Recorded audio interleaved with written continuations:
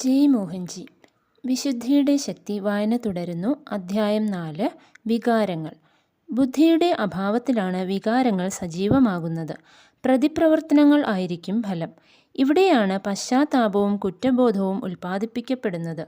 പ്രതിപ്രവർത്തനങ്ങൾ ബുദ്ധിയുമായുള്ള കൂടിയാലോചന കൂടാതെ സ്വാഭാവികമായി ഉണ്ടാകുന്ന പ്രതികരണങ്ങളാണ്. ബുദ്ധിയുടെ അസാന്നിധ്യത്തിൽ പ്രത്യുത്തരങ്ങൾ ഉണ്ടാവുകയില്ല. പ്രതിപ്രവർത്തനങ്ങൾ മാത്രം ഉണ്ടാകും. അവയെക്കുറിച്ച് പിന്നീട് നാം ദുഃഖിക്കുകയും ചെയ്യും.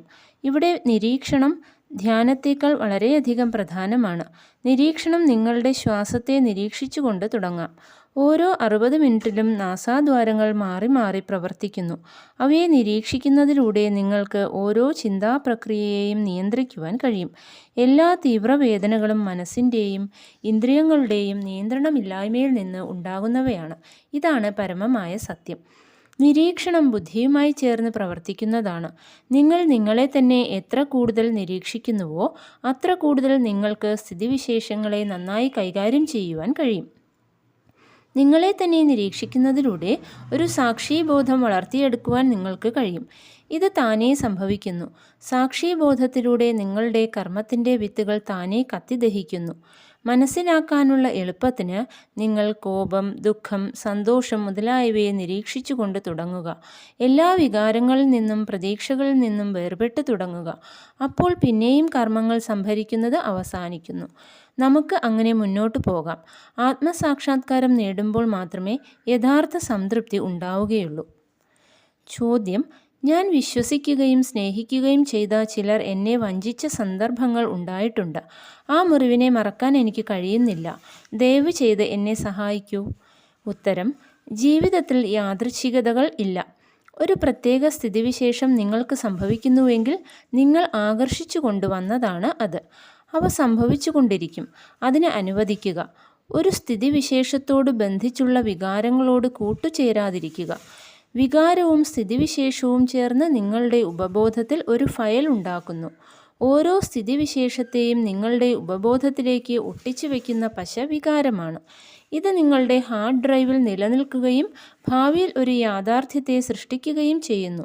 അങ്ങനെ ഒരു കാര്യം സംഭവിച്ചു എന്ന് മനസ്സിലാക്കുക. അത് സംഭവിച്ചേ മതിയാവുകയുള്ളൂ. അത് നിങ്ങളുടെ കുറ്റം കൊണ്ടല്ല.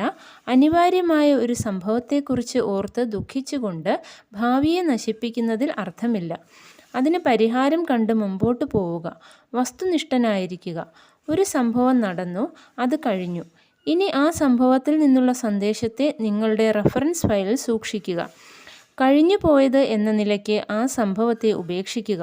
കൂടുതൽ വ്യക്തതയോടെയും തിരിച്ചറിവോടെയും മുന്നോട്ട് നീങ്ങുക. കഴിഞ്ഞത് കഴിഞ്ഞു. വർത്തമാനകാലം മാത്രമാണ് യാഥാർത്ഥ്യം. ഭാവി വരാൻ പോകുന്നതേയുള്ളൂ. ഒരിക്കലും ഭൂതകാലത്തിൽ തങ്ങി നിൽക്കരുത്.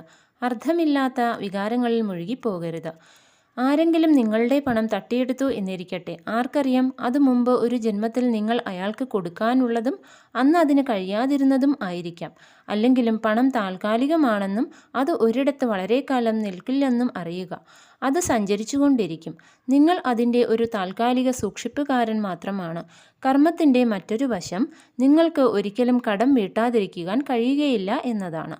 അതുകൊണ്ട് കൊടുക്കാനുള്ളതെല്ലാം കൊടുത്തു തീർക്കുക.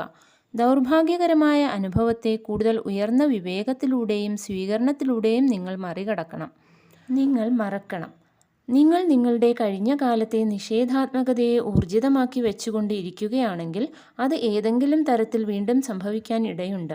എന്തുകൊണ്ടെന്നാൽ തുടർച്ചയായ ഊർജീകരണത്തിലൂടെ ആ യാഥാർത്ഥ്യത്തെ നിങ്ങൾ ബലപ്പെടുത്തിക്കൊണ്ടിരിക്കുകയാണ്. അവസാനമായി നിങ്ങളെ ഉപദ്രവിച്ചവർക്കെല്ലാം മാപ്പ് കൊടുക്കുകയും അവരോട് ക്ഷമിക്കുകയും വേണം.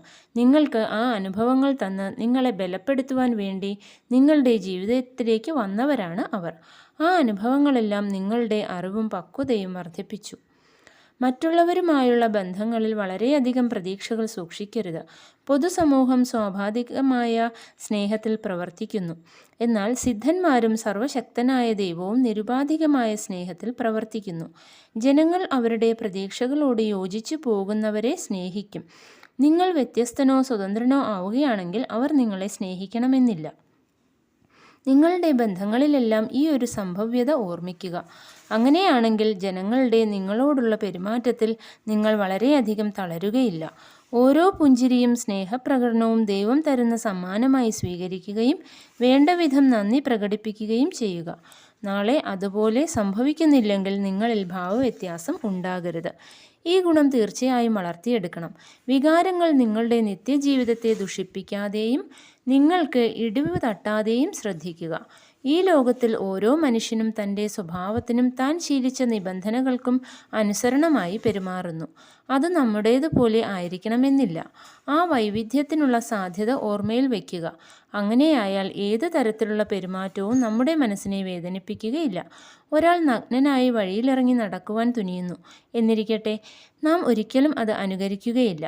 അയാൾ അയാളുടെ സംസ്കാരം കാണിക്കുന്നു, നാം നമ്മുടേതും. ഇത് ഓർമ്മയിൽ സൂക്ഷിക്കുക. ദൈവത്തിന് നിങ്ങളിൽ നിന്ന് ഒന്നും ആവശ്യമില്ല. സ്വയം മനക്ലേശം ഉണ്ടാക്കാതിരിക്കുക. നിങ്ങളുടെ ആവശ്യത്തിന് ദൈവവുമായി ബന്ധപ്പെടണമോ എന്ന് നിങ്ങൾക്ക് നിശ്ചയിക്കാം. ദൈവം നിരുപാധികനാണ്. എല്ലാം ദൈവത്തിൻ്റേതാണ്. കൂടുതലായി എന്താണ് ദൈവത്തിന് നൽകാൻ നിങ്ങൾക്ക് കഴിയുക? സന്തോഷത്തോടെ ഇരിക്കൂ, എല്ലാവരോടും ക്ഷമിക്കൂ, ധർമ്മനിഷ്ഠയോടെ ജീവിക്കൂ, നിങ്ങൾക്ക് നന്മയുണ്ടാകും. ചോദ്യം: കോപം ഉണ്ടാകാനുള്ള പ്രധാനമായ കാരണം എന്താണ്? അതിനെ നിയന്ത്രിക്കുന്നതെങ്ങനെ? ഉത്തരം: കോപത്തിനുള്ള പ്രധാന കാരണം അഹങ്കാരമാണ്. രണ്ടാമത്തെ കാരണം പ്രതീക്ഷയാണ്. സാക്ഷിഭാവത്തിൽ നിരീക്ഷിക്കുന്നതിലൂടെ കോപത്തെ കുറയ്ക്കുവാൻ നിങ്ങൾക്ക് കഴിയും. നിങ്ങൾ കോപിക്കുന്നതിനെക്കുറിച്ച് ബോധവാനാകുക. നിങ്ങൾ അഹങ്കരിക്കുകയാണെന്ന് അറിയുക. നിങ്ങൾ നിരീക്ഷിച്ചു കൊണ്ടിരിക്കുമ്പോൾ കോപം താനേ കുറഞ്ഞു വരും. പ്രതികരണവും പ്രതിപ്രവർത്തനവും. ബുദ്ധിയും മനസ്സും തമ്മിലുള്ള പ്രധാന വ്യത്യാസം ഇതാണ്. നമ്മുടെ സ്വഭാവഘടനയിലെ വികാരനിരപേക്ഷമായ വിവേചന ശക്തിയാണ് ബുദ്ധി. മനസ്സാകട്ടെ വികാരങ്ങളുടെ ഇരിപ്പിടമാണ്. ബുദ്ധിയുടെയും മനസ്സിൻ്റെയും വ്യാപാരങ്ങളെപ്പറ്റിയാണെങ്കിൽ ഇങ്ങനെ പറയാം: ബുദ്ധി പ്രതികരണങ്ങളെയും വികാരങ്ങൾ പ്രതിപ്രവർത്തനങ്ങളെയും സൃഷ്ടിക്കുന്നു. സ്വതന്ത്ര ഇച്ഛയും വിധിയും തമ്മിലുള്ള വ്യത്യാസത്തെയും ഈ സന്ദർഭത്തിൽ പര്യാലോചിക്കേണ്ടതുണ്ട്. വിധി എന്നാൽ പ്രാരബ്ധ കർമ്മമാണ്, ഈ ജന്മത്തിന് കാരണമായ കർമ്മം. മനസ്സും ബുദ്ധിയും സ്വഭാവവും ഉൾപ്പെടെയുള്ള ഈ പ്രകൃതത്തെ നമുക്ക് തന്ന കർമ്മം. സ്വതന്ത്ര ഇച്ഛാശക്തി എന്നാൽ ഒരു പ്രത്യേക സന്ദർഭത്തിൽ ലഭ്യമായ തിരഞ്ഞെടുക്കാനുള്ള സ്വാതന്ത്ര്യം. ചിലപ്പോൾ സ്വാതന്ത്ര്യം പ്രാതൽ വേണമോ വേണ്ടയോ എന്ന് തീരുമാനിക്കുവാനുള്ള സ്വാതന്ത്ര്യമായിരിക്കും. എന്നാൽ മൊത്തത്തിൽ വിധിയിൽ നിന്നുള്ള വ്യതിയാനം ബുദ്ധിമുട്ടാണ്. എങ്കിലും ഏത് സാഹചര്യത്തോടും ചെറുത്തു നിൽക്കായ്കയിലൂടെ, നിങ്ങളുടെ അതിരുകൾ തള്ളി നീക്കുന്നതിലൂടെയും നിങ്ങളെയും മറ്റുള്ളവരെയും അവരവർ എങ്ങനെയോ അങ്ങനെ സ്വീകരിക്കുന്നതിലൂടെയും നമ്മുടെ പ്രകൃതി മറ്റു വിധത്തിൽ നിർബന്ധിച്ചാൽ പോലും ചിന്തയിലും വാക്കിലും പ്രവൃത്തിയിലും അഹിംസ പാലിക്കുന്നതിലൂടെയും അത് സാധ്യമാണ്. ഈ ഉരസൽ കൂടാതെയുള്ള ജീവിതം നിങ്ങളുടെ അവബോധതലത്തെ സർവ്വവ്യാപകത്വത്തിലേക്ക് എത്തിക്കും. അത് നിങ്ങളെ അകന്നു നിൽക്കുവാൻ സഹായിക്കും. നിങ്ങൾ താനേ ഉപാധികൾക്ക് അതീതരായവരുടെ കൂട്ടായ്മയിലേക്ക് നീങ്ങുകയും ചെയ്യും. നിങ്ങൾ പരോപകാര പ്രവർത്തനങ്ങളിൽ വ്യാപൃതനായേക്കാം. നിങ്ങൾ പതിവ് പ്രതികരണങ്ങളേക്കാൾ മൗനത്തെ സ്വീകരിച്ചു എന്ന് വരാം. അങ്ങനെ സൂചനകൾ പലതും ഉണ്ടായേക്കാം. സാരം ഇതാണ്: ആശ്രിതത്വം കുറയും, നിസ്സംഗത്വവും കൂടെ സ്വോദ്ദേശ്യമായ ആന്തരിക സമാധാനവും ഉണ്ടാകും. അത് താനേ സംഭവിക്കുന്നു. അതിനെ സൃഷ്ടിക്കുവാൻ സാധ്യമല്ല. ബുദ്ധിയിൽ നിന്ന് ഉണ്ടാകുന്നവയാണ് ശരിയായ നീക്കങ്ങൾ. അവബോധം വർദ്ധിക്കുമ്പോൾ ബുദ്ധിയും കൂടുതൽ നന്നായി പ്രവർത്തിക്കുന്നു. അത് കൂടുതൽ കൂടുതൽ ഉയരത്തിലേക്ക് കയറുന്നത് പോലെയാണ്. അവിടെ നിന്ന് നിങ്ങൾക്ക് എല്ലാം അധികവും നന്നായി കാണാൻ കഴിയും.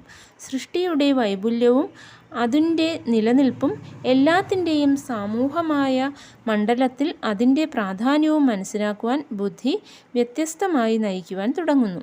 അതുകൊണ്ട് ബുദ്ധിപൂർവം പ്രതികരിക്കുന്നതാണ് വികാരപ്രേരിതമായി പ്രതിപ്രവർത്തിക്കുന്നതിനേക്കാൾ നല്ലത്. എളുപ്പമായത് ശരിയായതാണ് എന്നത് സുന്ദരമായ ഒരു പ്രസ്താവനയാണ്. അതുതന്നെയാണ് ലാളിത്യം ദൈവികതയാണ് എന്നതും. എളുപ്പം എന്നത് ഒരു മാനസികാവസ്ഥയാണ്. ചെറുത്തുനിൽപ്പ് കാര്യങ്ങൾ സങ്കീർണമാക്കുന്നു. എളുപ്പം എന്നാൽ എതിർക്കാതിരിക്കലാണ്. ഒരു കാര്യം എളുപ്പമാണോ ബുദ്ധിമുട്ടാണോ എന്ന് മനസ്സ് നമ്മോട് ചോദിക്കുന്നു. തൻ്റെ നിലനിൽപ്പിനോ ഗുരുവിനോ ദൈവത്തിനോ പൂർണ്ണമായി സമർപ്പിച്ച ഒരാൾക്ക് എല്ലാം ലളിതവും എളുപ്പവുമാണ്. ഭക്തി എല്ലാത്തിനെയും ലളിതമാക്കുന്നു. വിശ്വാസമില്ലായ്മ എല്ലാത്തിനെയും ക്ലേശകരമാക്കുന്നു. ജയ് മോഹൻജി, താങ്ക് യു.